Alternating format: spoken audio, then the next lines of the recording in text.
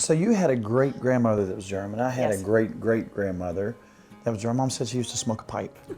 Really? Doesn't surprise me. Mine was pretty rough too. I don't know. Probably was one of those big Black Forest pipes, like carved out. Yeah, Yes. that's what it was. Mine was scary. I thought my great grandma was scary, but I won't go there.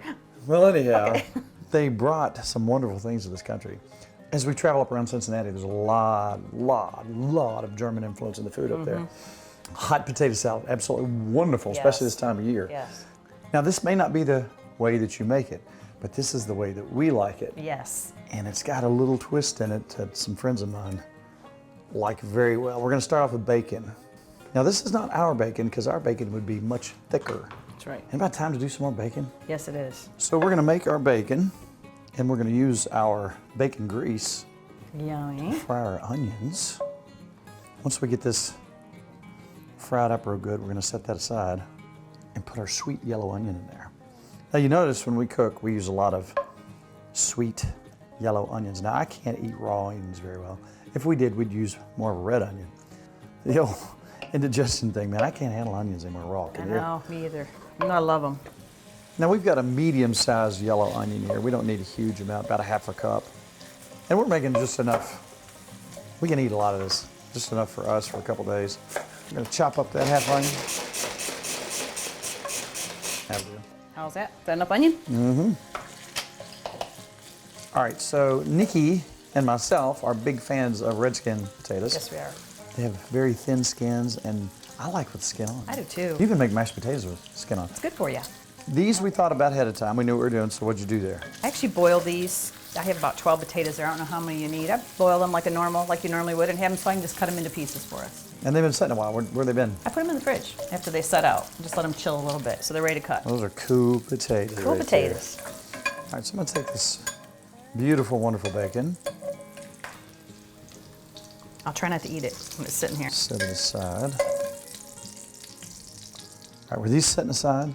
These were setting aside. I set everything aside. All right, if you will, take your hands and scoop that out. Look at that. Yummy. Is that enough?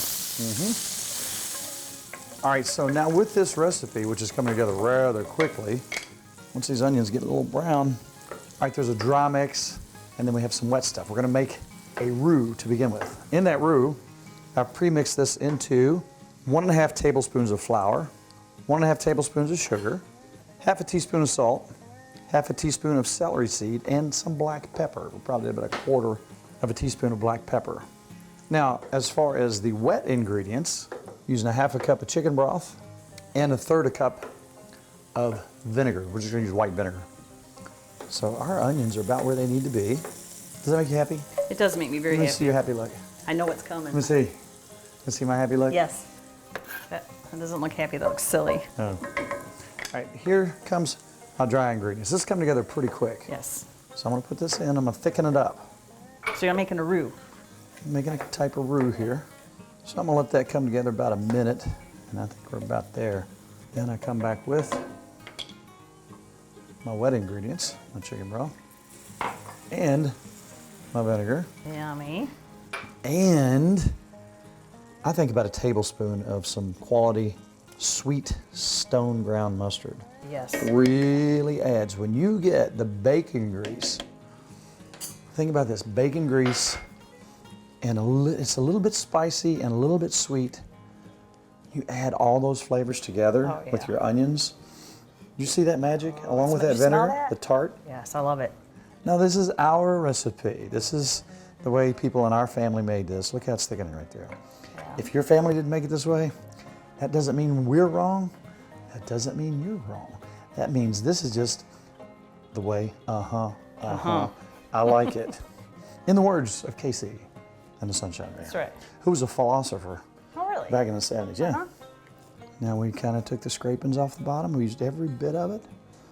When that has thickened up about like that, we're gonna drop some potatoes in here. Let me know how many you think you need. Keep going. Yep. Oh, I wish you could smell this.